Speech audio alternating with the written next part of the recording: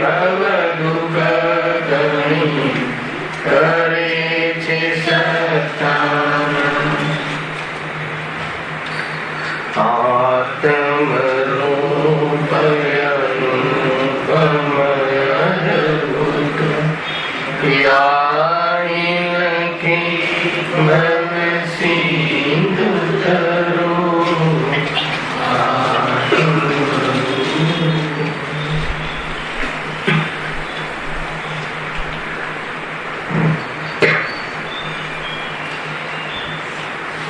श्री मोक्ष मार्ग का संकल्प से तीजा अधिकारों पर આપણે સ્વાધ્યાય કરી રહ્યા છીએ. પેજ નંબર છે 64. એકેન્દ્રીય પર્યાયના દુઃખ. એમાં મૂળ વાત એ આવી જે વાત અહીંયા આપણને કહે છે કે સંસારમાં આ જીવે ઘણો કાળ એના જીવનનો આજ સુધી જેટલો પણ કાળ ગયો એમાંથી ઘણો કાળ એકેન્દ્રીય પર્યાયમાં વિતાવ્યો છે. એ એકેન્દ્રીય પર્યાયમાં જે વિતાવ્યો છે એમ કહીને શું કહેવું છે કે એકેન્દ્રીય પર્યાયને પામેલો જીવ સંસારમાં બીજા પ્રસાદી પર્યાયને પ્રાપ્ત એવા જીવોની અપેક્ષાએ અનંત દુઃખી છે. અને એવી પર્યાયમાં આ જીવે અનંત કાળ વિતાવ્યો છે. અને એ અનંત કાળ એટલે કેટલો કાળ? તો અસંખ્યાત ઉદ્ગલ પરાવર્તન, દ્રવ્ય પરાવર્તન કાળ. અસંખ્યાત ઉદ્ગલ પરાવર્તનનો જેટલો કાળ થાય એટલો કાળ આ જીવે એકેન્દ્રીય પર્યાયમાં વિતાવ્યો છે. અસંખ્યાત ઉદ્ગલ પરાવર્તનનો કાળ એ કેટલો થાય? તો અહીંયા એક પૂતગલ પરાવર્તનના કાળનો થોડોક પરિચય કરાયો કે એક પૂતગલ પરાવર્તનના જો અનંત ભાગ કરવામાં આવે અથવા જેનો અનંતમો ભાગ બી આપણે પકડીએ તો એટલા ભાગમાં અનંતા સાગર થાય છે. હવે અનંતા સાગર જો એના અનંતવા ભાગમાં થતા હોય એક પૂતગલ પરાવર્તનમાં કેટલો કાળ અને એવા અસંખ્યાત પૂતગલ પરાવર્તનમાં કેટલો કાળ, આટલો કાળ આ જીવે એકેન્દ્રિયમાં અનંત દુઃખી થઈ એને વિતાવ્યો છે. મૂળ વાત આ કરી. એમાં અનંત કાળ પૂતગલ પરાવર્તનના અનંતમાં ભાગે પણ અનંત સાગર થાય. એમાં સાગરનું કાલન ભાવવાસન કર્યું હતું આપણે. એટલું કાળ વિતાવ્યો છે આ જીવે એકેન્દ્રીય પર્યાય. હવે તે પૂતગલ પરાવર્તન જે શબ્દ આવ્યો હતો તો પરાવર્તન શું છે, પંચ પરાવર્તન શું છે એની ચર્ચા થોડીક આજે આપણે કરી છે. 15-20 મિનિટમાં આપણે એનો થોડું શું કેવું થાય છે એમાં જ્ઞાનીઓએ જે આપણને કહ્યું છે કે આ મિથ્યાત્વને લઈને કેવું છે. મિથ્યાત્વ ખ્યાલ છે. મિથ્યાત્વના ગર્ભમાં અનંત અનંત ભાવ પડ્યા છે. કેટલું મિથ્યાત્વ? શું છે મિથ્યાત્વ? પોતાનો પરિચય ન કરવો એટલું જ ભાવનું નામ મિથ્યાત્વ છે. દેહ અને આત્માને એક માનવું, બસ. પોતે ચૈતન્ય સ્વભાવી જ્ઞાન સ્વરૂપી એક ગાયક જીવ છું એમ પોતાનો પરિચય ન કરતા જે આ પૂતગલ શરીર જે આકાર મળે એની સાથે એકત્વ કરે અને એને પોતાનું સ્વરૂપ માને, આટલી ભૂલના કારણે આ જીવે અનંતા ભાવ, આ મિથ્યાત્વને લઈને અનંતા ભાવ કઈ સ્થિતિમાં ક્યાં ક્યાં વિતાવ્યા છે, કેટલું પરિભ્રમણ કર્યું છે. પરાવર્તન એટલે પરિભ્રમણ, સંસાર પરિભ્રમણ. સંસારમાં 4 ગતિઓમાં અને 84 લાખ યોનિમાં આ જીવે કેટલી સ્થિતિ, કેવા પ્રકારના પરાવર્તન અથવા કેવી રીતે કાઢી છે એની ચર્ચા આપણે કરવા જઈ રહ્યા છીએ. એટલી ચર્ચા કરતા પહેલા એક વાત ખ્યાલમાં રાખો કે ભલે પરાવર્તનમાં ત્યાર સુધી અનંતકાલ વિતાવ્યો, પણ જો એક વાર અનાદિ પોતાના ચૈતન્ય સ્વભાવને જોઈ લે તો અનંત પરાવર્તન સીમિત થઈ જાય છે. સાંભળ્યું?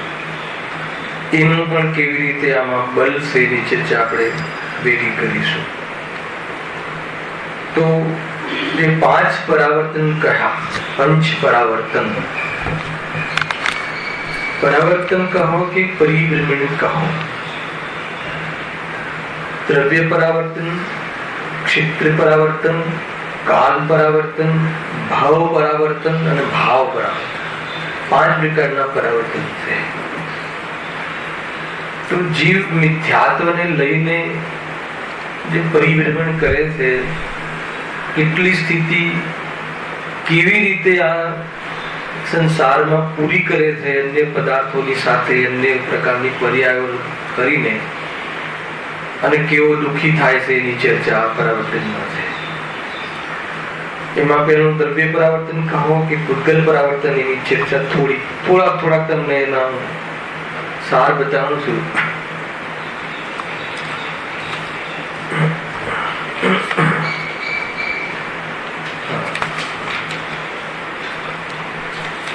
પેજ નંબર કોઈની પાસે બુક હોય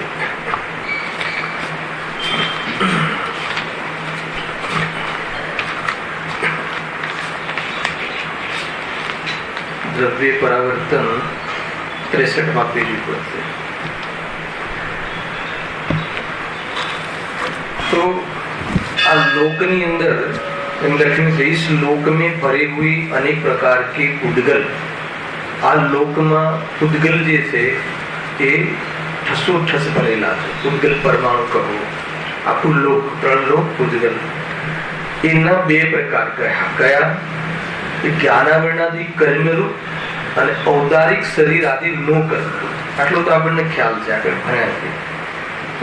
આ 2 વર્ગના ઉપર આપણે ધ્યાન આપીએ કે પૂતગલમાં કેટલાય પ્રકારના પૂતગલ છે, અનેક પ્રકારના ભેદ કર્યા છે કોઈ અપેક્ષાથી.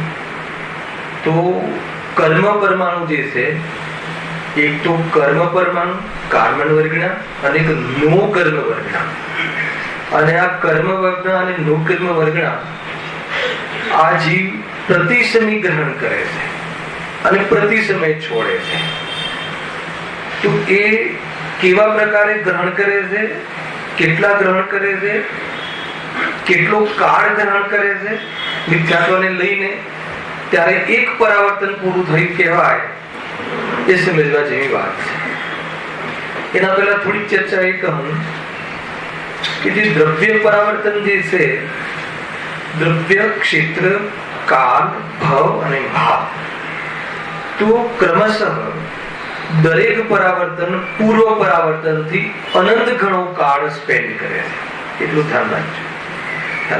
એટલે પૂતગલ પરાવર્તન, પહેલું પરાવર્તન જે છે, પૂતગલ પરાવર્તન કહો કે દ્રવ્ય પરાવર્તન કહો, એનાથી ક્ષેત્ર પરાવર્તન અનંત ઘણો કાળ લાગે છે પરાવર્તન પૂરું, એ પરિભ્રમણ પૂરું કરવામાં. બરાબર? અથવા એમ કહી શકાય કે અનંત પૂતગલ પરાવર્તન પૂરા થાય ત્યારે એક ક્ષેત્ર પરાવર્તન પૂરું થાય. પેલા સામાન્ય તમે પરિચય કરો, પછી અનંત ક્ષેત્ર પરાવર્તન પૂરા થાય એટલે એક કાલ પરાવર્તન પૂરું થાય છે. અનંત કાલ પરાવર્તન પૂરા થાય ત્યારે એક ભાવ પરાવર્તન પૂરું થાય, અને એવા અનંત ભાવ પરાવર્તન પૂરા થાય ત્યારે એક ભાવ પરાવર્તન પૂરું થાય, અને એવા અનંત ભાવ પરાવર્તન પૂરા થાય ત્યારે એક પૂતગલ પરાવર્તન પૂરું થાય, અરે એક પંચ પરાવર્તન પૂરું થાય, એક. અને એવા અનંત પંચ પરાવર્તન આ જીવે મિથ્યાત્વને લઈને કર્યા. પહેલા એ તમે સાંભળજો, એના પછી શું જીવની પોષણ છે અને જીવ પણ એમાંથી નીકળી શકે છે તો કેટલો મહાન છે, એની ચર્ચા આપણે કરીશું.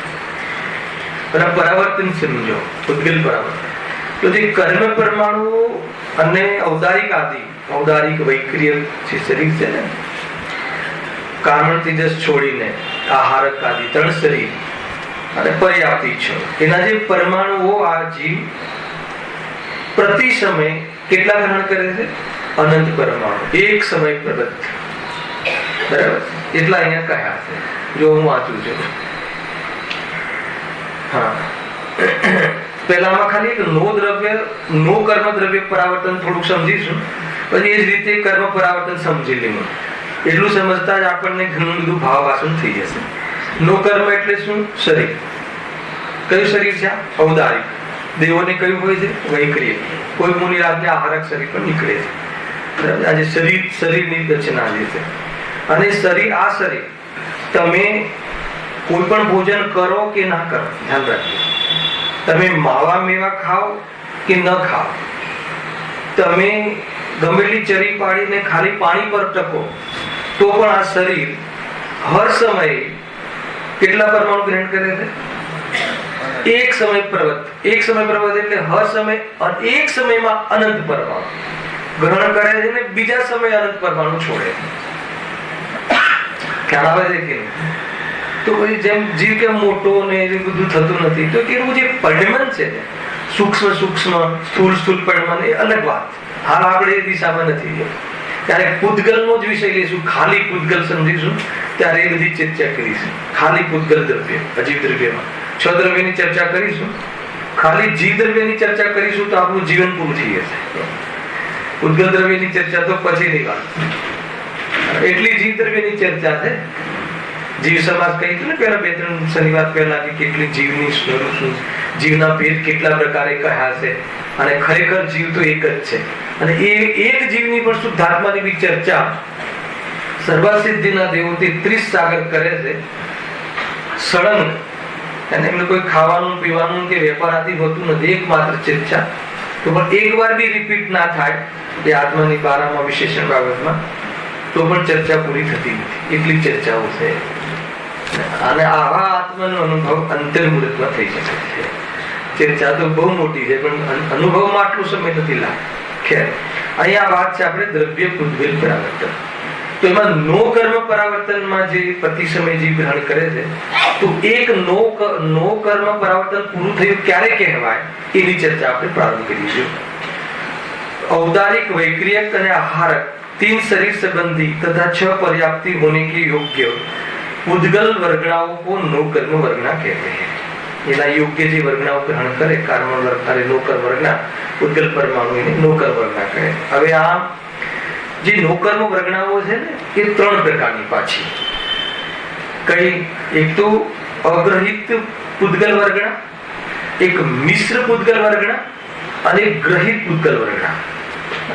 કે ભલે એક સામાન્ય કથન એમ કહેવાય છે વૈભવભાઈ કે આ જીવે અનંતકાલથી એક પણ પરમાણુ બાકી નથી રાખ્યો કે જેને ગ્રહણ ના કર્યો, એમ સામાન્ય કથન છે. અરે એવા અનંત પરમાણુઓ છે કે જે આજ સુધી ગ્રહણ નથી કર્યા. એવા અનંત પરમાણુ કેટલાક, इसलिए मैंने कल आपको कहा, કેટલાક કથનો સ્થૂલ હોય, કેટલાક કથનો સૂક્ષ્મ હોય. એક સામાન્ય કથન કરીએ ને કે આજ સુધી તે એક કે એવું કોઈ દ્રવ્ય નથી, કોઈ એવું પરમાણુ બાકી નથી રાખ્યો કે તે ગ્રહણ ના કર્યો હોય. સમજમાં આવે છે? એની જોડે સંબંધ ના થયો હોય આ જીવને. એવું એક બી શરીર નથી. જેટલા તમને અત્યારે દેખાય છે ને, એવા જે શરીર તમે પસંદ કરો, એ શરીર એ આકારે અનંતવાર ગ્રહણ કર્યું છે. માનો કે તમને સચિન તેંડુલકરનું શરીર ગમતું હોય, તો એ પ્રકારે આકારનું શરીર આ જેવી અનંતવાર ગ્રહણ કર્યું અને અનેક વાર સંબંધ કર્યો. કોઈ શરીર બાકી રાખ્યું નથી.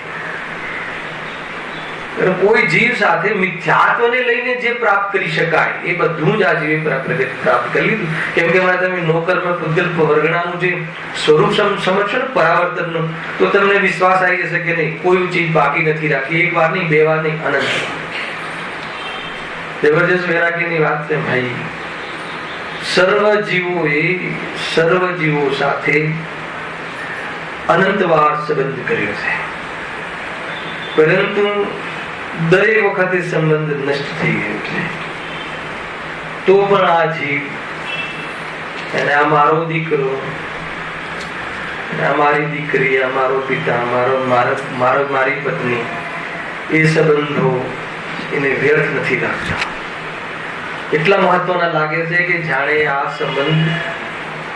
જ સંબંધ રહે અને આ સંબંધ સિવાય બીજો કોઈ સંબંધ જ ના હોય. કે છે કે આ સંબંધો તે અનંતવાર કર્યા, પંચપરાવર્તનના કાળ ચક્રના ગોદમાં અનંતવાર કર્યા, અને એકે વાર એ સંબંધ ટક્યો નહીં. જોવાની વાત તો એ છે. તો પણ આજે ફરી હજુ થોડોક સંયોગમાં શું આવ્યું કે મારો દીકરો, અને એના માટે એ સંબંધને નિભાવવા માટે એ સંબંધના ગૌરવ લઈને આ જીવે પોતાનું આત્મા ભૂલીને અનંત દુઃખી થઈ રહ્યો છે. સમજવા જેવી. અને તો પ્રત્યક્ષમાં ખ્યાલ આવે છે કયા કોની સાથે કેટલા સંબંધ રહ્યા, કયા કોની સાથે કેટલા સંબંધ રહ્યા. પાસ્ટમાં જાઓ, 5-25 વર્ષમાં દાદા પરદાદા આદિ કેટલા સંબંધ રહ્યા, ક્યાં ગયા હશે. ઘરમાંથી સંયોગમાંથી એક વ્યક્તિ તાત્કાલિક ખસી ગયો હોય તો તાત્કાલિક તો થોડો આ ભીન જાય ને, એટલો તો વિચાર કરે ક્યાં ગયા હશે. સામે ફોટો હોય તો ક્યાં ગયા, શું કરતા હશે. અને શરીરનો આકાર તો આપણે પોતે જાતે જ જઈને સ્મશાનમાં માટીમાં મેળવી આવ્યા છીએ. તો શું મતલબ રહ્યો એ આકાર પ્રકારોની પાછળ ભાવ અને એની પાછળ આકર્ષિત થઈ અને આખું જીવન વેડફી નાખવું. મારે તો એના પર કોન્સન્ટ્રેટ કરવું વધારે કે આપણે જે વ્યર્થના સંબંધો, કોઈ સંબંધ નથી. અનંતવાર આ જીવે દરેક જીવો સાથે, સર્વ જીવો સાથે અનંતવાર સંબંધ કર્યો. એક વાર નહીં જીવું થાય. આ રીતે આપણે મિથ્યાત્વને લઈને જે બી થઈ શકતું હોય, આ અનંતવાર બેઠા છે. આ રીતે આ પહેલી વાર નથી બેઠા, સમજી લો. તમે બોલી વાત આવે તો કોઈ સંબંધ તું બી આજે બસ નાના નાના સંબંધોમાં કેવો ફસાઈ જાય, કેવું ફસાઈ જાય. સર્વ સંબંધનું બંધન તીક્ષ્ણ છેદીને વિચર શું કવ મત પુરુષને પૂર્વ અવસર એવો ક્યારે આવશે, ક્યારે થઈશું બાહ્યાંતર નિર્ગ્રંથ. આ ભાવના ભાવીજી પરાવર્તનની સાથે સાથે આ વાત હૃદયમાં રાખવી જોઈએ. જો તમને બતાવું કેવી રીતે છે પરાવર્તન. 3 પ્રકારના પરમાણુ કહ્યા. અગ્રહિત પૂતગલ, અગ્રહિત એટલે હજી સુધી ગ્રહણ નથી એવા પરમાણુ. પછી મિશ્ર એટલે ગ્રહણ કરેલા હોય અને ગ્રહ્યા ના હોય એના સ્કંદો, એવા મિશ્ર નો કર્મ વર્ગના સ્કંદો, પૂતગલ સ્કંદો. અને ગ્રહિત જે ગ્રહણ કરી લીધેલા હોય એવા. હવે પરાવર્તન કેવી રીતે કરે છે? મિથ્યાત્વને લઈને. સાંભળજો, હવે વાંચું છું. કિસી જીવને, આપણે ઉદાહરણ લઈએ, किसी जीव ने किसी समय कोई एक स्टार्ट लिए किसी समय मिथ्यात्व कषाय के वश, मिथ्यात्व कषायना निमित्ति जिन औदारिक आदि शरीरों के तथा 6 पर्याप्तियों रूप परिणमन के योग्य समय प्रबद्ध रूप अग्रहित नो कर्म वर्गणाओं को, એટલે સંભળે તમને કોઈ શબ્દો ખ્યાલ ના આવે તો હું તમને સિમ્પલ કરતો દઈશ કે મિથ્યાત્વના નિમિત્તે જે હમણાં અગ્રહિત પરમાણુ કહ્યા, એ અગ્રહિત પરમાણુ પહેલા સમયમાં અનંત પરમાણુ ગ્રહણ કરે, એક સમય પ્રબંધમાં અનંત પરમાણુ ગ્રહણ કરે, એને યોગ્ય જે ભાવ કરે મિથ્યાત્વ ભાવ, અથવા મિથ્યાત્વ ભાવ જે કર્યા એને યોગ્ય એક પૂતગલ પરમાણુ આવ્યા. અને કેવા આવ્યા? જે જેટલા આવ્યા, અનંતમાં પણ જેટલા આવ્યા એ પરમાણુ, અને જેવા સ્પર્શ રસ ગંધ વર્ણ આદિ એવા સ્પર્શ, જેવો ઠંડો, જેવો ગરમ, જેવો રંગ, એ જે ક્વોલિટી ના આવ્યા, જેવી પરિણમન થઈને આવ્યા, આદિ જે લખ્યું મધ્યમ મંદ ભાવ યથાસંભવ ભાવ સાથે આવે, જેવા પ્રકારના, માનો કે એકદમ કાળા આવ્યા, એકદમ લાલ આવ્યા, કે જેવા પ્રકારના જે સ્પર્શ રસ ગંધ વર્ણ ના ભાવો સાથે મધ્યમ પ્રકારના કે તીવ્ર પ્રકારના કે મંદ પ્રકારના, જે પ્રકારના પરિણમન સહિત આવ્યા અગ્રહિત એક સમયમાં, એ અનંત પરમાણુ આવ્યા અને અનંત પરમાણુ ગયા. બીજા સમયમાં પાછા અગ્રહિત આવ્યા, અનંત પાછા ગયા. એવા અગ્રહિત અનંત વાળા આવે પછી એક મિશ્ર પરમાણુનો સ્કંદનો એક પુરવઠો આવે. સમજી લીધું? બરાબર છે. અનંત પરમાણુ આવે, આ અનંત પરમાણુ આવે એક સમયમાં, એવા અનંત વાર આવે ત્યારે એક મિશ્ર પૂદગલ ગ્રહિત ગ્રહણ કરે છે આ જીવ. પછી પાછા એક મિશ્ર ગ્રહણ કરી અને વળી પાછા એ અગ્રહિત અનંત વાર ગ્રહણ કરે આ રીતે, અને પછી એક મિશ્ર ગ્રહણ કરે. એટલે એવા મિશ્ર ગ્રહણ એ રીતે અનંત વાર થાય. ખ્યાલ આવે તમને? બરાબર છે. અને એ રીતે મિશ્ર અનંત વાર પૂરા થાય ત્યારે એક પાછા ગ્રહણ કરેલા ગ્રહણ કરે અને વળી પાછા એ મિશ્ર એવા અનંતવાર પેલા જે અગ્રહિત સાથે અનંતવાર થયા હતા એવા ગ્રહણ કરીને પાછા ગ્રહિત કરે છે. એ રીતે હવે સર્વજ્ઞ વારને જોયા છે કે એટલું તો સમજમાં આવ્યું ને. આ રીતે થાય છે. અગ્રહિત પરમાણુના અનંત પરમાણુ એક સમયમાં જીવના જે ભાવ લઈને, યાદ રાખજો આગળ કામમાં આવવાનું છે, જીવે જે ક્વોલિટીનો ભાવ કર્યો હમણાં હાલ, અને એને લઈને આ શરીરમાં કેટલા અનંત પરમાણુ આવ્યા? એક સમયમાં અનંત પરમાણુ આવ્યા. કયા આવ્યા? અગ્રહિત, કે જે હજુ સુધી ગ્રહણ કર્યા નથી. એ અનંત એવા અનંત વાર ગ્રહણ કરે, એના પછી મિશ્ર એક વાર ગ્રહણ કરે, વળી પાછા અગ્રહિત અનંત વાર ગ્રહણ કરે, પછી મિશ્ર એક વાર ગ્રહણ કરે. તો એ મિશ્ર અનંત વાર પૂરા થાય, પછી એવા મિશ્ર અનંત વાર એ રીતે પૂરા થાય ત્યારે એક વાર ગ્રહિત ગ્રહણ કરે, જે ગ્રહણ છોડ્યા હોય ને પાછા ગ્રહણ કરે. તો એ રીતે એટલી વાર ગ્રહણ કરે, એક અનંત પૂરા થાય ગ્રહિત બી. પછી સાંભળજો, પછી શું થાય છે? પછી અહીંયા કહે છે આચાર્ય કે પછી પાછા એ પરમાણુ ગ્રહણ કરે. કયા પરમાણુ? કે જે ભાવથી એને શરૂઆત કરી હતી એ જ ભાવ પાછો થવો જોઈએ, એટલા જ પરમાણુ આવવા જોઈએ, એટલા જ આવવા જોઈએ, અને એ જ ક્વોલિટી ના આવવા જોઈએ. સમજમાં આવે છે ને? એટલા જ આવવા જોઈએ, એ જ ક્વોલિટી ના આવવા જોઈએ. જે લખ્યું છે ત્રણ પ્રકારે એ ગ્રહણ કરે છે, ત્રણ શરતો. એ જ પરમાણુ આવવા જોઈએ, પાછા સેમ ટુ સેમ આવવા જોઈએ, હે ને? અને કમબડ ના હોવો જોઈએ, એટલા જ આવવા જોઈએ. ત્રણ પ્રકાર. આટલું બધું જયારે ગ્રહણ કરે ક્રમથી, આટલી ગેમ પૂરી કરે, આ પડાવ પૂરા કરે. કયો પડાવ? ફરીથી બોલું છું કે માની લો કે જીવે કોઈ મિથ્યાત્વ ભાવ કર્યો. આ ઘડિયાળને મેં મારી માની, આ શરીરને મેં મારું માનું, આ શરીરને મેં સારું માનું, આ શરીરને મેં સુખરૂપ માની. અત્યારે હાલ મારી હાઈટ બોડી એટલી ફિટ છે, મારી માની પેલા હાઈટ બોડીને, અને હાઈટ બોડીમાં મેં શું માન્યું? મને આટલી હાઈટ બોડી થી હું બહુ સરસ લાગુ છું, એ મિથ્યાત્વ થઈ. આટલો ભાવ કર્યો. હવે આ ભાવને લઈને શું કામ થાય છે ખબર છે? જે અગ્રહિત પરમાણુ જે છે શરીરમાં આજ સુધી ગ્રહણ નથી કર્યા એવા અનંત પરમાણુ એક સાથે એક સમયમાં આવે, અને આવા અનંત પરમાણુ એક સમય પ્રબંધમાં આવ્યા એવા અનંત વાર આવે. વચ્ચે બીજા મિશ્ર પરમાણુ આવી જાય થોડો કાળ, તો એ નહીં ગણવાનું. આમાં એ કાળ તમારો એ તમારી આ ગેમમાં નહીં ગણવાનું. સાંભળજો બરાબર.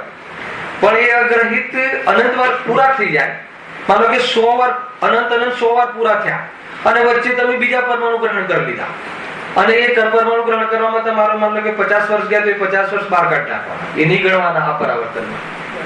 સમજમાં આવે? તો એ અગ્રહિત અનંત વાર પૂરા થાય, અનંત પરમાણુ એક સમયમાં ગ્રહણ કરે, એવું અનંત વાર કાર્ય પૂરું થાય. પછી એક વાર કયા પરમાણુ ગ્રહણ કરે? મિશ્ર પૂદગલ ગ્રહણ કરે, અને વળી પાછું શું ચાલુ કરે? અગ્રહિત ચાલુ કરવાનું કરે. સમજમાં આવે?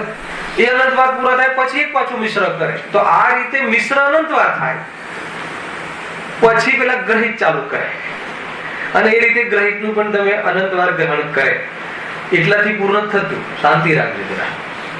પછી શું થાય છે? પછી જ્યારે એટલું પૂરું થયા પછી પાછા કોઈ બીજા પરમાણુ ગ્રહણ કરે તો નહીં કરવાનું, નહીં ગણવાનું. એ જ ભાવ પાછો થવો જોઈએ કે જે પહેલા મિથ્યાત્વ ભાવ થયો હતો એવો ભાવ ફરીથી થાય. અને એ જ પરમાણુ જે મિથ્યાત્વ લઈને જે પરમાણુ આવ્યા હતા, બની શકે એ પરમાણુ અત્યારે તમારી પાસે હોય, પણ એ પરમાણુ ત્યાંથી નીકળીને મારી પાસે આવે એટલો કાળ હજુ પરાવર્તન પૂરું નથી થયું, એ પાછા આવે. બરાબર છે? અને કેવળ એ જ આવે, એટલા જ આવે, અને એ જે ક્વોલિટીથી પરિણમ્યા હતા, જેટલા લાલ, જેટલા કાળા, જેટલા ચીકણા, જેટલા વૃક્ષ, જેટલા જે પ્રમાણે પરિણમ્યા હતા, એ જ ક્વોલિટી સેમ ટુ સેમ પરિણમે ત્યારે એક નો કર્મ પૂતગલ પરાવર્તન પૂરું થાય છે. ખ્યાલ? મિથ્યાત્વને લઈને આવા પૂતગલ પરાવર્તન જેવી અનંત વાર કર્યા આવે છે. હજુ તો અર્ધ પૂતગલ પરાવર્તન થયું, પછી આવું કર્મના પરમાણુ આ રીતે ગ્રહણ કરે છે, આ સેમ ટુ સેમ આ રીતે, ત્યારે એક પૂતગલ પરાવર્તન પૂરું થાય છે. કેટલો કાલ આ જીવે એને આપણને એવું લાગે, ભાઈ તમને એમ લાગે કે અનાદિકાલથી આપણે છીએ, એને સ્ટાર્ટિંગ તો આપણું છે ને અનાદિકાલથી છે. આજે કઈ તારીખ થઈ? 23 નવેમ્બર 2014. ત્યાં સુધી કેટલો કાળે 2014 તો કાલના ગર્ભમાં કેટલાય ઘરી ગયા એવા 2014 તો કોઈ ગણતરી જ નથી. એટલી વાર આ જીવે આવા પરમાણુ આવા શરીરો ગ્રહણ કરે. હવે કયું શરીર બાકી રહ્યું બતાવો? કયા આકારનું? અમિતાભ વાળું, જે કોઈ મોર સેલિબ્રિટી વાળા, બધા શરીરો અનેક પ્રકારે આવી ગયા હોય આની અંદર. કયું બાકી રહ્યું? એકે રહ્યું નહીં, પણ એકે પોતાનું થઈને રહ્યું નહીં. સમજો, અનાદિથી આ કરી રહ્યા છીએ અને શાંત પડી શકે છે આ કાર્યક્રમ. કાલે બહુ જોરદાર ચાલ્યું. નાના બાળકો આગળ બેઠા હતા રાત્રિમાં.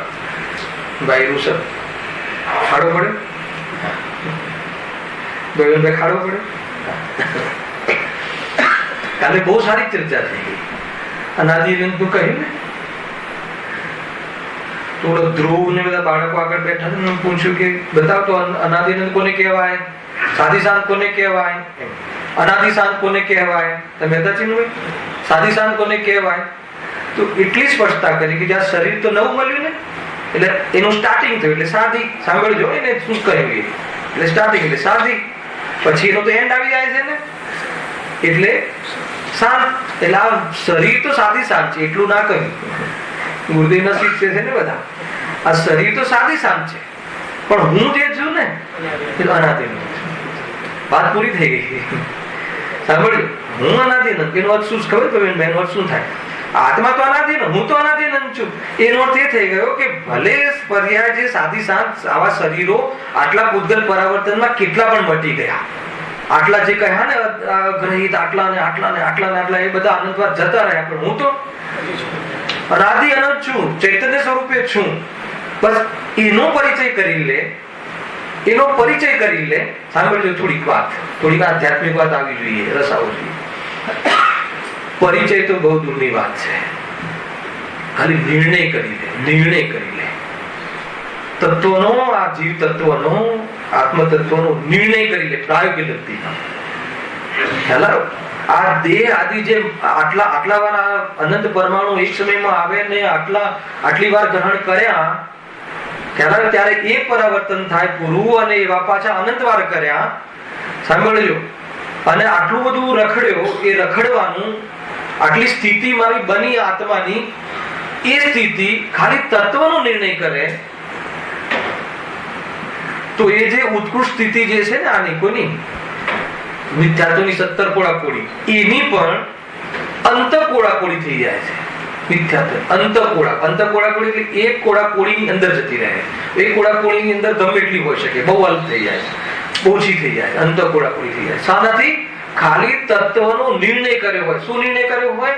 કે આ દેહ છે તે હું નથી, હજી પ્રતીતિ નહીં. ખ્યાલ આવ્યો કે તમે આટલો આનંદનું બધું સાંભળશો ને, પણ એ ભ્રમણ મટાડવા માટેની દવા સાથે હું તમને આપતો જાઉં, એટલે તમને ટેન્શન ના લાગે. ટેન્શન કરવા માટેની સભા નથી આ. નિર્ણય ટાઈમ અનુભવ નહીં, અનુભવની તો વાત જુદી છે. ખાલી નિર્ણય થાય ભાઈ. પ્રાયોગિક લબ્ધિ અભવ્ય કરી લે છે આ કામ. પ્રાયોગિક લબ્ધિ અભવ્ય કરી લે, જેનો ક્યારે મોક્ષ જવાનું નથી, એની એટલી તત્વનો નિર્ણય કરે છે. પ્રતીતિ નથી કરતો, તત્વ નિર્ણય પછી પ્રતીતિ કરવી પડશે ભાઈ. અંત કોડાકોડી થઈ જાય એટલી સ્થિતિ કઈ નહીં, સંસાર કેટલો ઓછો થઈ જાય. હવે સાંભળો, અને જો પ્રતીતિ થઈ જાય, કર્ણવતી વધી આ જ હું છું, શરીર તે હું નથી, એટલું જ માત્ર. એટલે મેં પહેલા લીધીશું આપણે આજના પ્રવચનમાં કે મિથ્યાત્વ ભાવમાં એના ગર્ભમાં અનંત આનંદ ભાવ પડ્યા. અને કયું મિથ્યાત્વ? આ દેહ અને આત્મા અમે એક છીએ, અથવા જ્ઞાન સ્વરૂપી ચેતન આત્માને ન ઓળખવું, એનું નામ મિથ્યાત્વ. બસ આટલું જ. આટલા ભાવમાં આટલા ભાવો કરે છે. સમજમાં આવે? અને જો એનો નિર્ણય કરી લે છે તો આ અંતકોડાકોડી થઈ જાય છે, અને પ્રતીતિ કરી લે, ક્ષાયિક સંકિતિ જો થઈ જાય તો વેરી ત્રીજા ભાવે આ ભાવ પકડીને ત્રીજા ભાવે એ ગણતરીના ભાવ રહી જાય છે. ગણતરીના ખ્યાલ આવે કે નહીં? આ ભાવે મનુષ્ય હોય, નરકમાં જવાનું થાય તો નરકમાં, નહીં તો દેવગતિમાં પૂર્વમાં બાંધ્યું હોય તો જેમ ગયા છે ને આપણે શનિગ્રહ, બરાબર છે. પછી એના પછી જે મનુષ્ય ભાવમાં આવશે ને પછી મોક્ષ, આ પરાવર્તન. અને ક્ષાયિક સંકિતિ હોય તો સમ્યક દર્શન ન ગમે તો ઓછામાં ઓછા 15, મેક્સિમમ વધારે 15, એથી વધારે સંસારમાં ના રહી શકે. 15 ભાવ આટલા સમયની સામે કઈ નથી પડે. એટલા માટે મને જયારે વાંચ્યું ને ત્યારે ગુરુદેવની બહુ યાદ આવે કે એટલા માટે વ્યક્તિએ, પૂજ્ય ગુરુદેવ શ્રીએ સમ્યક દર્શન કરી લે. અને હમણાં તું વ્રતોમાં નહીં પડ, પહેલા તું વ્રતોમાં નહીં પડે એટલે કઈ સ્વચ્છંદ થઈને પાપમાં નહીં પડે, પાપમાં પડે એમ નથી કેવું, એ પાછું ધ્યાન રાખજો જોડે, કેટલી રીતે કેવું પડે છે. પણ કહ્યું કે પહેલા તું નિર્ણય તો કર કે તું જ્યાં સુખ માટે મથે છે ત્યાં સુખ મળે છે કે નહીં, પછી આપણે બધા જઈએ એવું હોય તો. ગુરુદેવે એવું કહ્યું સપનામાં મને, એટલે સપનામાં શું રોજ કહે છે, શું કહ્યું કે જ્યાં તું પ્રયાસ કરે છે, જે તું રોટલા ખાઈને આનંદ તને મળે છે, તને પૈસા કમાઈને આનંદ મળે છે, ત્યાં તને રિયલમાં સુખ મળતું હોય એનો વિચાર તો કર કે મળે છે. એક સમય બી આકુરતા વગરનો હોય છે તો ત્યાં સુખ નથી. અને સુખ ક્યાં છે તો પછી તો કે આ મારું નથી અને આમાં સુખ નથી, એને એની જરૂરત ના પડે કેમ કે હું ચેતન સ્વરૂપ છું, એને જાણે ખરું, એને પ્રગટ પ્રાપ્ત ન કરી શકે, પ્રાપ્ત કરવાની જરૂર નથી. એવા સ્વાધીન, સ્વતંત્ર, પ્યોર, શુદ્ધ, ધ્રુવ ચેતન સ્વરૂપનો જો અનુભવ કરે, વિશ્વાસ કરે, અને ધન આદિમાં સુખ નથી એવી બુદ્ધિ થઈ જાય, સમ્યક બુદ્ધિ થઈ જાય, તો એ જીવને સમ્યક દર્શન થયું કહેવાય છે. આટલું થઈ જાય તો આ પરિભ્રમણ કેટલું થઈ જાય હે ને? સાગરમાં બિંદુ સમાન, અલ્પ રહ્યો સંસારે. કરણાની યોગ અલ્પ કે છે, અધ્યાત્મ તો કે છે જ નહીં. હલાવે કે અધ્યાત્મ ને પછી કેમ છે જ નહીં કે પછી એને ભોગવે ક્યાં છે એને ભોગવે ક્યાં છે? ખ્યાલ આજે પૂતગલ પરાવર્તન થાય, બહુ વિચાર કરવા જેવું છે, બહુ વિચાર કરવા જેવું. તો ભૂતગલ પરાવર્તન, અને આ ભૂતગલ પરાવર્તન 5 પરાવર્તન માંથી સૌથી નાનું પરાવર્તન છે. તો આ જીવે મિથ્યાત્વને લઈને થોડી સી ભૂલ, એક સમયની ભૂલ કહે છે ગુરુદેવ, એક સમયની ભૂલ, ભલે સંતતિથી તો અનાદિથી છે પણ એક સમયની ભૂલ. હવે તો જાગૃત થઈ, હવે તો આંખ ખુલે, હવે તો છોડ કહે ને, હવે તો છોડ હંમેશા માટે. કોઈ પદાર્થ પોતાનો થયો તો હવે તો એને પોતાનો, એટલે છોડ એટલે એને છોડ એમ નહીં, એને તો છૂટેલો જ છે. એને પોતાનું માનવાનું છોડ, અને પોતાનું માનવાનું છોડીશ તો શું થશે? તું કરી જોજે કે પોતાનું માનવાનું છોડ દે.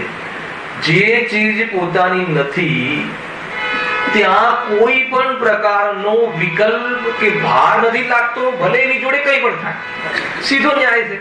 કાલે જ વાત થઈ હતી ને દીકરાઓ જોડે, રૂમ ને બધા. પછી એને આગળ પૂછ્યું ને કે આ તો સાદી શાંત છે અને અનાદિ અનંત છે, તો એનાથી શું થશે?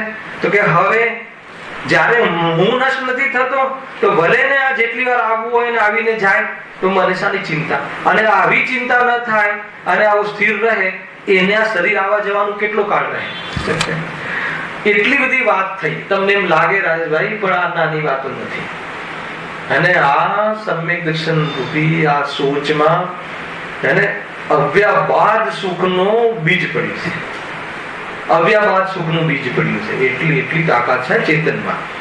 આ પૂતગલ પરાવર્તન જે છે ને, આટલા બધા અનાદિથી આજ 2014 સુધી જેટલા કર્યા ને, અને એ બધા તો ગણતરી ના થઈ જાય. હવે કશું ના રહે આપણો સંસાર ભટકવાનો.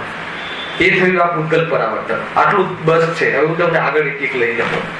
બીજું કયું પરાવર્તન આવે? આટલા અનંત પૂતગલ પરાવર્તન થાય એટલે એક ક્ષેત્ર પરાવર્તન પૂરું થાય. એક ક્ષેત્ર પરાવર્તન. આ પૂતગલ પરાવર્તન જીવ સાથે વ્યક્તિગત છે કે એક સાથે બને? શું કહ્યું?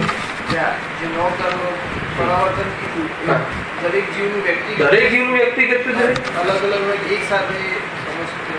અરે એક બધા જીવની છોડી દો. મેં સ્વયં એક જીવે કર્યું. એક પોતે હર જીવ કરે છે આ પરાવર્તન. એટલે અત્યારે જયારે કોઈનું ચાલી રહ્યું હોય ત્યારે બીજાનું ના પણ ચાલી રહ્યું, બધાનું ચાલુ હોય ને સંસારમાં. તો એક સાથે બધાનું એક સાથે સંસારી જીવનું તો એક સાથે જ ચાલુ હોય ને. એ વખત તમારો સંસાર હમણાં ઉભો રહી જાય, પહેલા હું મારો પૂરો કરી લઉં, પછી તમારું ચાલુ થાય, કેવી રીતે બને? આ તો પરિભ્રમણ તો ચાલુ ને ચાલુ જ હોય છે. હા, તમને કદાચ એમ થતું હશે કે તો પછી પેલા અગ્રહિત પરમાણુ, અરે અગ્રહિત તો એ તો અનંત છે. પૂતગલ પરમાણુ તો મળી રહેશે સામગ્રી, ટેન્શન નથી, શરીરને મળી રહેશે. આ તો એ સેમ ટુ સેમ માટે કેટલો કાળ જવા દેવું પડે. હવે એ પરમાણુ તમારી પાસે એ સેમ ટુ સેમ જે આ સમયે મેં જે કર્યું હોય એ સેમ ટુ સેમ મારી પાસે પાછા આવવા જોઈએ. અને આવવા માટે એટલો કાળ રહેવું જોઈએ. હા, એ પહેલા સમ્યક દર્શન કરી લે તો એ બધું ખતમ. હે નાશ થઈ જાય છે એટલે તો આવે ફરીથી. આવે ને, એ શું કામ ના આવે? એજ ઇટ ઇઝ શું કામ ના આવે? એજ ઇટ ઇઝ પણ શું કામ ના આવે? એજ ઇટ ઇઝ પણ શું કામ ના આવે? શું ભાઈ? નિશ્ચિત લખ્યું છે. નિયમ એ આવવું જોઈએ ત્યારે પૂરું થયું કહેવાય, એમ કેવું છે. ત્યાં સુધી પૂરું નથી થયું. અને એવું આવે ત્યારે પૂરું થયું કહેવાય, અને ન આવે ત્યાં સુધી પૂરું થયું ના કહેવાય.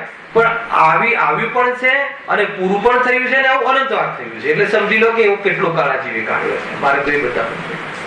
મિથ્યા તો બહુ ખતરનાક છે. આ વચ્ચે બીજું આવે તો ગણવાનું નહીં. હવે તમે ક્ષેત્ર પરાવર્તન ને જુઓ તો ક્ષેત્ર પરાવર્તનમાં પાછા 2 પરાવર્તન છે. એક સ્વક્ષેત્ર પરાવર્તન અને એક પરક્ષેત્ર પરાવર્તન. બહુ ડેન્જર વાતો છે. આ જીવે અનંતવાર કરી છે ભાઈ. સાંભળવું તમને ભારે લાગે છે, પણ આ પરિણમવું આપણે અનંતવાર સહજતાથી પરિણમ્યા છીએ, ખુશી પરિણમ્યા છે. દુઃખી થઈ રહ્યા છે, ખુશી ગજબ છે. આપણે દુઃખી થઈ રહ્યા ખુશી ના ખ્યાલ આવે આ કથન ગોવિંદભાઈ? આપણે અત્યારે દુઃખી થઈ રહ્યા છીએ, આમાંથી ભાર લીધો છે બધો, એ ખુશી લીધો છે કે દુઃખી થઈ લીધું છે? આપણે દીકરાઓની જવાબદારી લીધી છે, એ ખુશી લીધી છે કે દુઃખી થઈ લીધું? ખુશી લીધું છે ને, એટલે તો એનાથી નિવર્તવાનો પુરુષાર્થ નથી કરતો. હે દુઃખ છે, ભલે તને લાગે નહીં, પણ દુઃખ છે.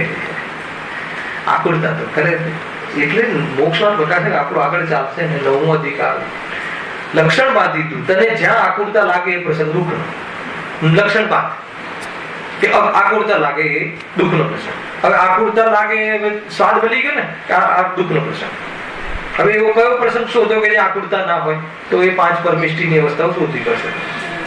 સરવાળે નવકાર તંત્રમાં પડશે રાતનું જે ચાલશે. સ્વક્ષેત્ર પરાવર્તન સાંભળો. હવે સૂક્ષ્મ નિગોદિયા લબ્ધ પર્યાપ્તક કી જગન્ય અવગાહનના. કઈ વાતો નહીં, એક શબ્દનું તમને સિમ્પલ કરી દઈશ કે જીવની જે સૂક્ષ્મમાં સૂક્ષ્મ અવગાહન એટલે ખ્યાલ આવે? અવગાહન એટલે એનો આકાર.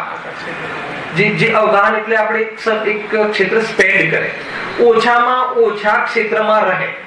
સૌથી નાનામાં નાની અવગાહનના, સૌથી નાનામાં નાનો એનો દેહ. અવગાહનના એટલે જે સૌથી નાના દેહના આધારે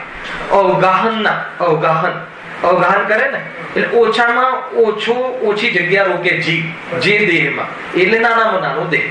આની અવગાહના બહુ નાની છે, આની અવગાહના બહુ મોટી છે, આની 5 ફૂટની છે, આની 100 ફૂટની છે, આની 500 ધનુષની છે. તો વિશ્વમાં સૌથી નાનામાં નાની અવગાહના જે જીવની હોય એ કયો જીવ કહેવાય છે? લબ્ધ અપર્યાપ્તક.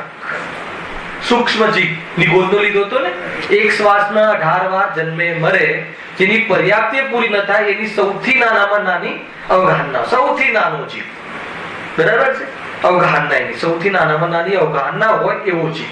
હવે છતાં બી એટલી અવગાહનામાં કેટલા પ્રદેશ હોય? પ્રદેશ તો અસંખ્યાત જ રહે. હાથીના શરીરમાં જતો રહે જીવ કે કીડીના શરીરમાં જતો રહે, પણ પ્રદેશ કેટલા રહે? અસંખ્યાત. અસંખ્યાત, જેટલા અસંખ્યાત છે એટલા જ અસંખ્યાત રહે. એ તમે ધ્યાન રાખજો. અને આ બધા સાંજના પ્રવચનોમાં આવશે, આપણે લઈશું ને આગળ જે વિશ્વનું સ્વરૂપ ને બધું એક એક ભણવું છે આપણે, પણ જયારે એનો ક્રમ આવે ત્યારે, બરાબર છે. હવે અવગાહના, હવે શું કહે છે? જગન્ય અવગાહના જે થાય છે, અને મોટા મોટી અવગાહના કોની છે? મોટામાં મોટી અવગાહના જોઈએ તો સૌથી મોટી અવગાહના, મોટા મોટું શરીર કોને હોય છે? મહામચ્છ, સ્વયંભૂ રમણમાં જે મહામચ્છ કેટલી હોય છે?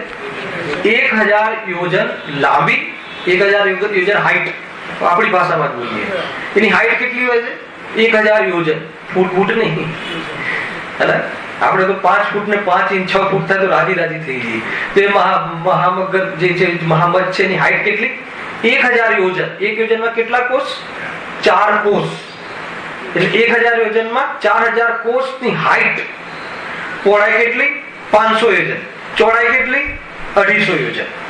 એટલી મોટા મોટી અવગાહન. હવે સાંભળજો, આ સ્વક્ષેત્ર અવગાહનની વાત ચાલે છે. કોઈ જીવ જ્યારે ઓછામાં ઓછી નાનામાં નાની અવગાહના જ્યારે પ્રાપ્ત કરે, અને એ અવગાહના એને અસંખ્યાત પ્રદેશ છે, તો અસંખ્યાત વાર એવી અવગાહના પ્રાપ્ત કરીને પેદા થાય. માનો કે પહેલો જ ભવ લઈએ. આજે કોઈ જીવે સૌથી નાનામાં નાની અવગાહના પ્રાપ્ત કરી, બરાબર છે.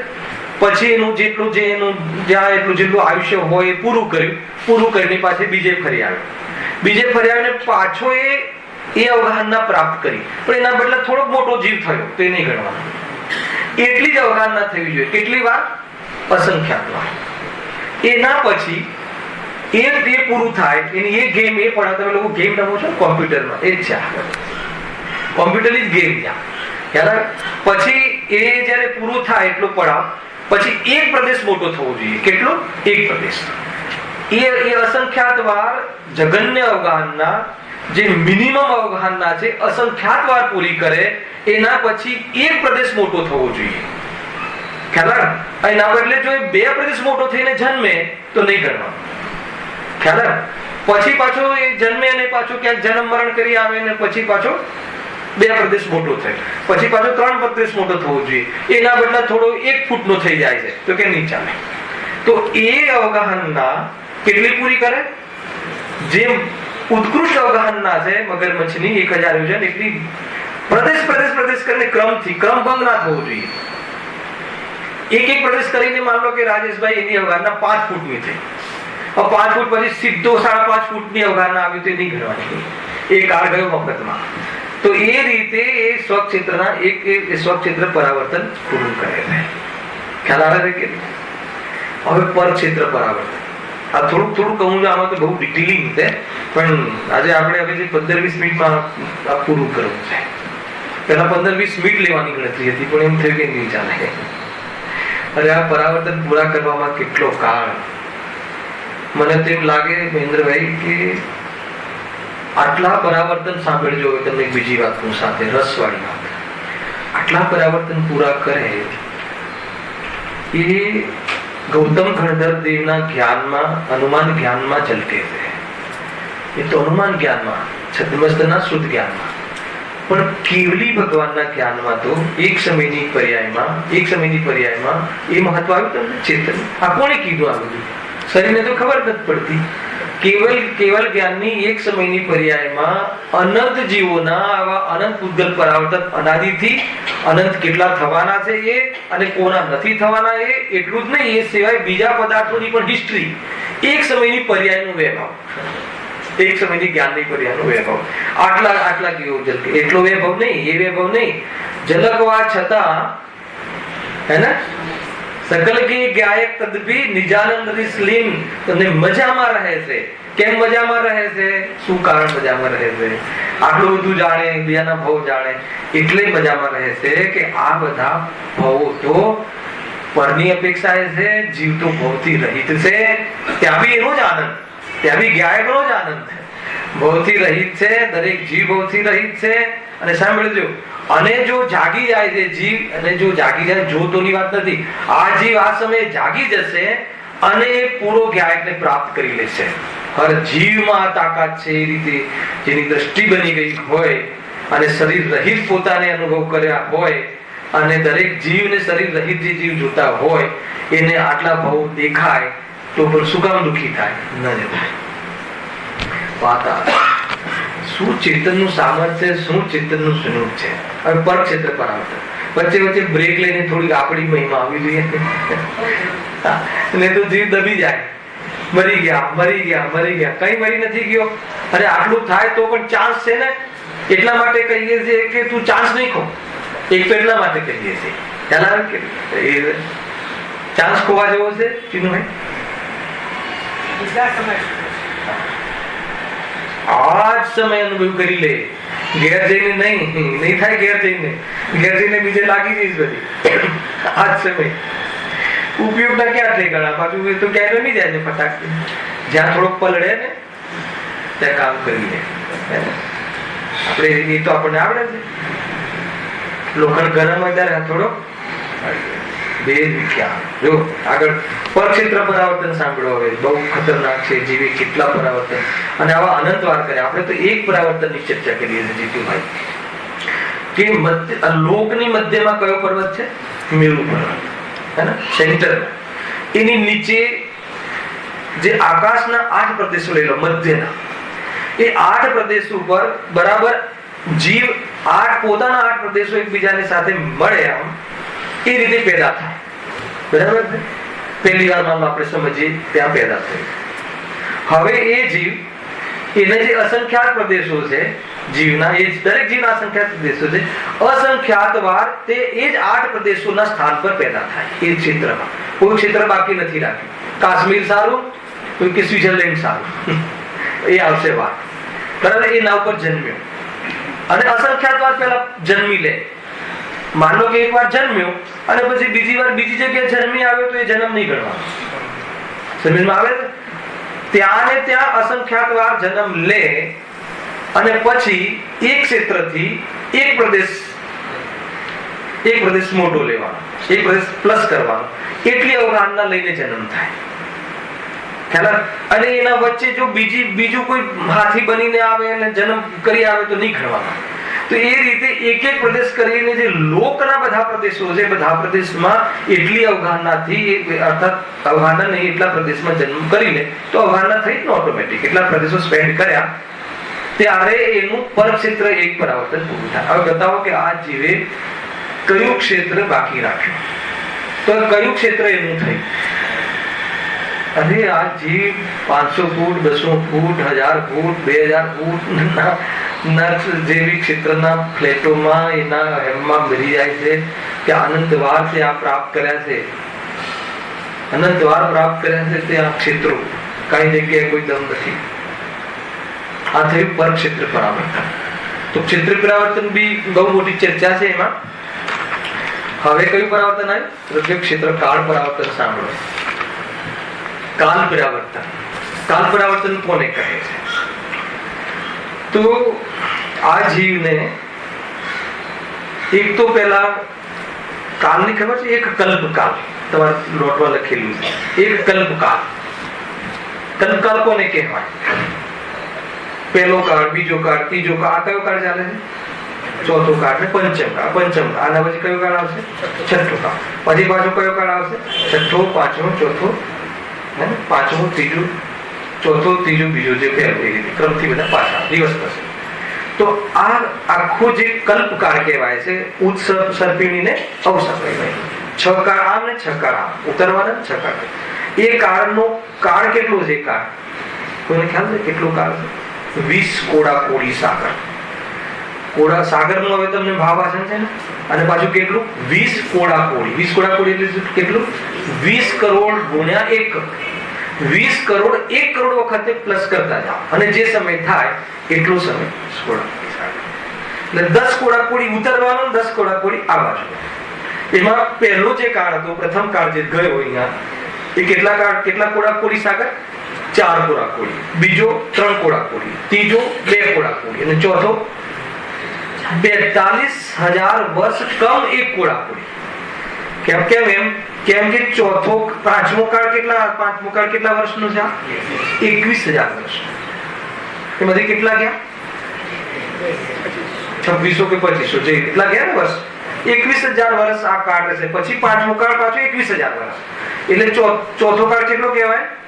42,000 વર્ષ ચોથા પાંચમા છઠ્ઠા કાળના કાઢી લો, એટલા ઓછા કરીએ 1 કોડા કોળીમાં સાગરમાં એટલા વર્ષ થયા. એટલામાં 24 તીર્થંકરો ત્યાં આવી જાય છે એટલા કાળમાં.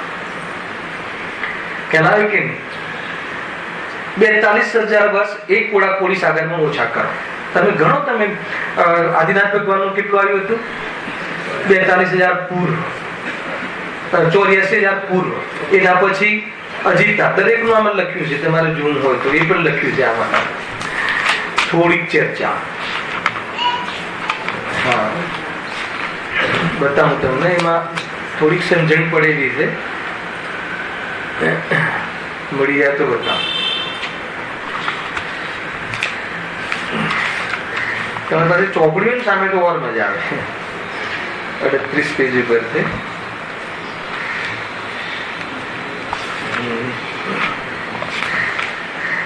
જો કે ચોથો કાળ કેટલો કાળ કહ્યું? ચોથો કાળ 42,000 વર્ષ કમ 1 કોડા કોળી. એમાં 24 તીર્થંકરો થઈ જાય. એમાં આદિનાથ ભગવાન પહેલા તીર્થંકરનું આયુષ્ય કેટલું? 84 લાખ પૂર્વ. આ 84 લાખ પૂર્વ છે. 84 લાખ પૂર્વ સાગર.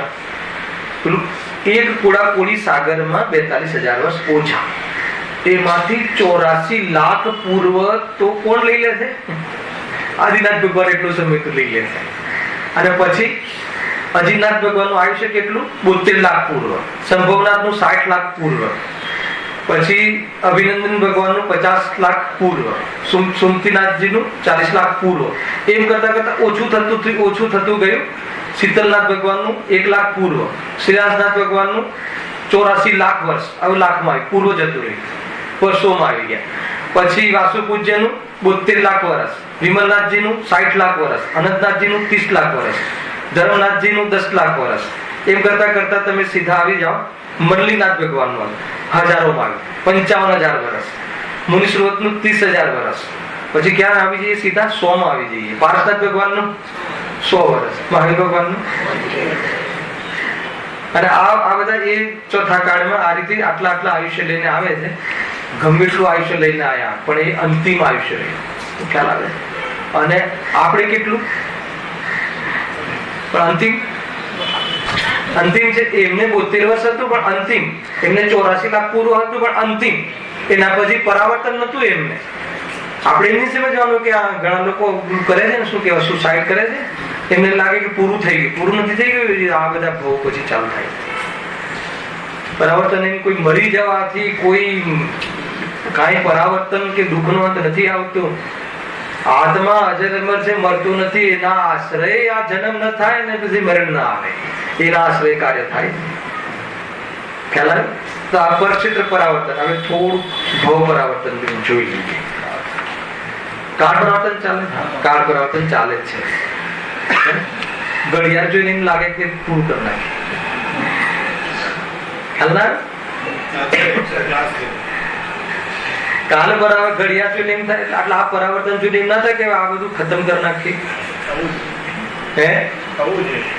થાય જ છે. અનંત જીવનું થયું છે, થઈ શકે છે. આત્મદર્શનના વિચારો કરીએ ને તો બી બધું પરાવર્તન હલી જાય છે. કર્મોની સ્થિતિ આગળ પાછળ થઈ જાય છે. તત્વનો નિર્ણય કરીએ તો બી બાંધેલા કર્મ આગળ પાછળ સ્થિતિ અનુભાગ કમ થઈ જાય છે. કર્મ થોડી જીતે છે. જીવ બાદશાહ છે. હવે કાલ પરાવર્તન સાંભળો. તો આ જે અવસર પેઢી ને ઉત્સર પેઢી, હવે માનો કે કોઈ જીવે અવસર પેઢીના પહેલા કાળમાં, પ્રથમ કાળમાં, પહેલો, બીજો, ત્રીજો, ચોથો, પહેલા કાળમાં પહેલા સમયમાં જન્મ કર્યો. પહેલા સમયમાં જન્મ લીધો છે. બરાબર છે? હવે ત્યાં એ પહેલા સમયમાં જન્મ લઈને એનું જે આયુ લઈને આવ્યું હોય એ આયુ એને પૂરું કર્યું. એટલે બીજા સમયમાં તો મરે જ નહીં જીવ. કમસે કમ અંતર્મુહૂર્ત કાળ તો રહે જ જીવ, એટલે બીજો સમય તો ગયો, એનો ક્રમ તો આ 24 આ અવસર્પિણી કાળનો કલ્પકાળનો તો. હવે એ મરીને પછી બીજે જાય અને જ્યારે એ જે કલ્પકાળના બીજા સમયમાં એને જન્મવું પડે, એટલા માટે એને બીજો કલ્પકાળ જોઈએ. કેમ કે એ કલ્પકાળમાં તો પહેલો સમય એને સ્પેન્ડ કરી લીધો અને પછી થોડું આયુષ્ય લઈને આવ્યો, જીવો બી ખરો. સમજમાં આવે છે કે નહીં? કદાચ આટલા મોટા કાળમાં ફરીથી પણ આવી જાય, પણ બીજો સમયમાં તો ના આવ્યો ને, પછી તો કેટલા સમય નીકળી ગયા ને. તો એવો આવવો જોઈએ કે એ બીજા સમયમાં પેદા થવો જોઈએ, એટલા માટે એને બીજો કલ્પકાળ જોઈએ. પણ એ બીજા કલ્પકાળમાં ક્યાંક બીજે ફરવા ગયો હોય તો એ પણ ગયો. તો જ્યારે એ બીજા કલ્પકાળના બીજા સમયમાં જન્મ લે, પછી ત્રીજા કલ્પકાળના ત્રીજા સમયમાં જન્મ લે, એ રીતે આ 20 કોડાકોડી સાગર અને 20 કોડાકોડી સાગરના સમયોમાં એ જન્મ લે ત્યારે એક કાલ ચક્ર અથવા એક કાલ પરાવર્તન પૂરું થાય. સમજમાં આવે છે કેટલું થાય? પૂરું થાય નથી કેવું? આ જીવે પૂરા કર્યા છે, એક વાર નહીં, અનંત વાર પૂરા પરાવર્તન કર્યા છે. બહુ ભારે લાગે કે આટલા સમય, અરે પણ તમે અનાદિકાળથી આજ સુધી વિચારો ને, કેટલો કાળ ગયો? અનાદિની કલ્પના કરો, આમ અનંત, અને આજ સુધી કેટલો કાળ ગયો? તો શું કર્યું હશે આ જીવે? કઈ તો કર્યું હશે ને, ઉપજ્યો હશે ને ક્યાંય ને ક્યાંય ભાવોને લઈને. તો આ બધા જીવે ખેલ કર્યા છે, કાળા કેર કર્યા છે જીવે, બીજું કશું નથી કર્યું. ચૈતન્ય દેવ આત્મ અનુભવનો સ્વામી હે ને, અને એ જીવે આ કર્યું. આ થઈ હવે ભવ પરાવર્તન. ભવ પરાવર્તન કોને કહે છે? ભાવ એટલે અલગ, નારકી ના ભાવ, તિર્યંચ ના ભાવ. તો નરક નું આયુ કેટલું? ઓછામાં ઓછું નરકમાં મિનિમમ, નરક નો બંધ કરે તો મિનિમમ એને કેટલા વર્ષ રહેવું પડે? 10,000 વર્ષ કહેતા આપણને તો એમ થાય કે શું થશે? મિનિમમ નરક નો બંધ કરે એટલે મિનિમમ 10,000 વર્ષ રહેવાનું, વધારેમાં વધારે 33 સાગર. સાગર નો ભાવ વાસન કાલે કરાવ્યું, બરાબર યાદ કરાવી ગયું. 33 સાગર રહે છે. દેવગતિ નું બી એટલું જ છે. દેવગતિમાં જાય તો મિનિમમ 10,000 અને વધારેમાં વધારે 33 સાગર. મિથ્યાત્વને લઈને 31 સાગર. ખ્યાલ? મિથ્યા દ્રષ્ટિ ક્યાં સુધી જઈ આવે? નૈમિક રવિ. નૈમિક રવિ નું કેટલું આયુષ્ય છે? 31 સાગર.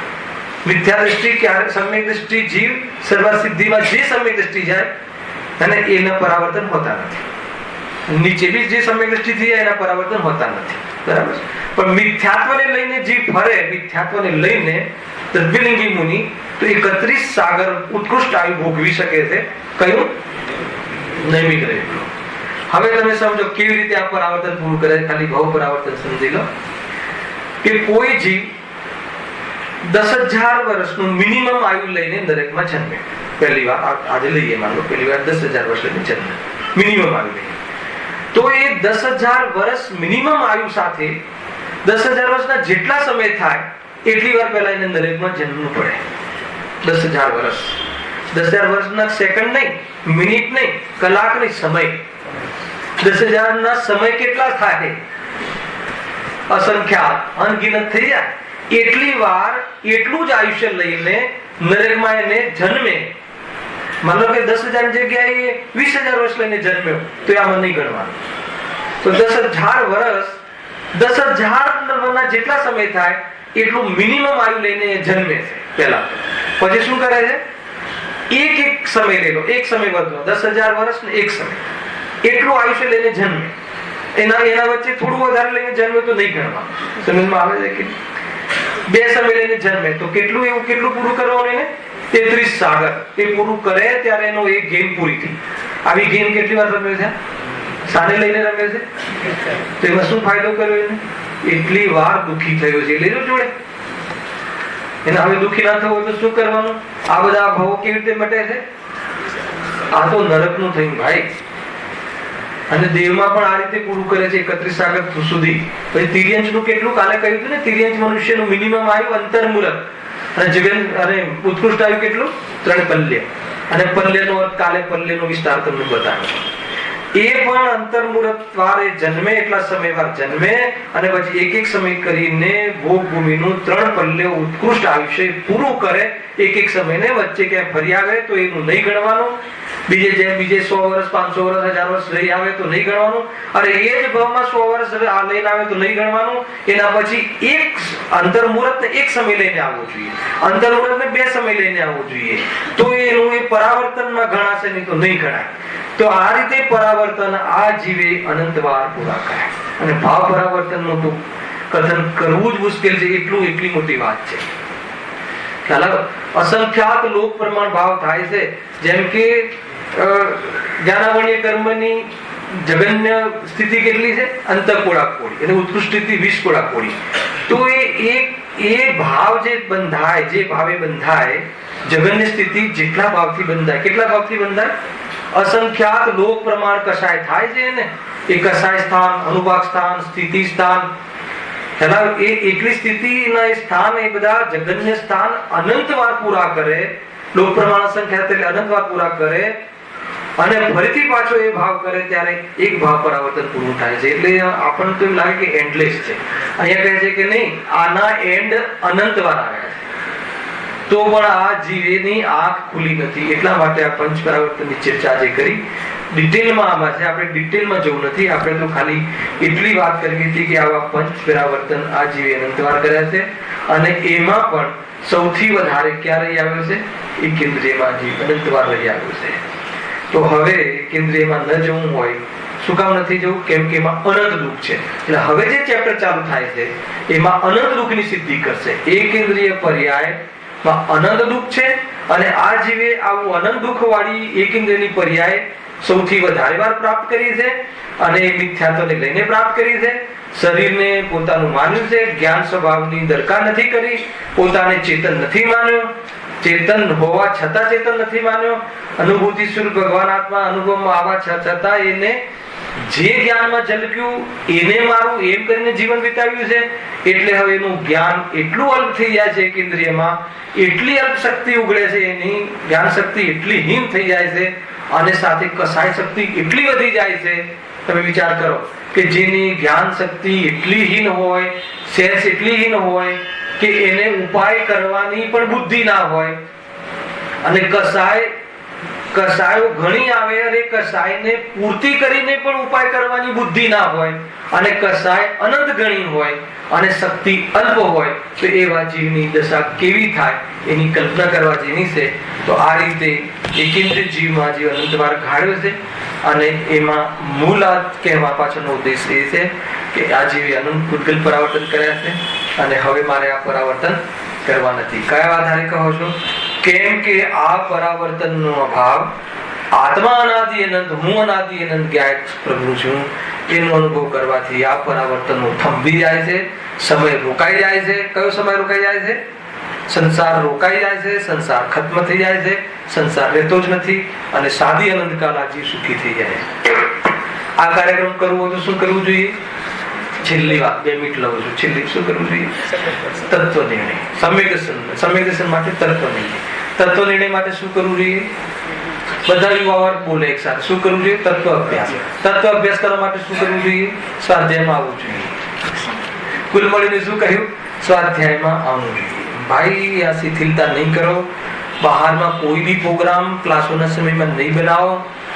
ખરેખર કહું છું, ખ્યાલ આવે કે નહીં? એને પ્રાયોરિટી આપો. દુનવઈ લોક વ્યવહારને તમે ભલે કમસે કમ સ્વાધ્યાયના કાલમાં છોડો. સંપૂર્ણ છૂટે તો બહુ સરસ, પણ સંપૂર્ણ છોડવા માટે સૌપ્રથમ સ્વાધ્યાયના કાલમાં એનાથી એને છોડો. ગમે તેવું કામ આવ્યું, ભાઈ તું જા, આજે નહીં, શનિવારનો આજનો ક્લાસ નહીં છોડ. એવી અંદરમાં એક તીખાસ આવી જોઈએ, અંદરમાં એક ગરમી આવી જવી જોઈએ, એવું શૌર્ય આવી જવું જોઈએ. અને એને લઈને જેટલી ચર્ચા થાય, નાના નાના બાળકો ખીલીને વાત કરે, એટલો આનંદ આવે. આખી રાત મને વિચાર આવ્યો કે જો કે ભાઈ આ મનુષ્ય પર્યાય છે ને, એ તો સાદી શાન છે. સાદી શાન થોડી બતાવી. હું તો અનાદિ અનંત છું ને, પણ શું વજન આવ્યું. એટલે આ પર્યાય જાય તો મને શું ચિંતા નહીં.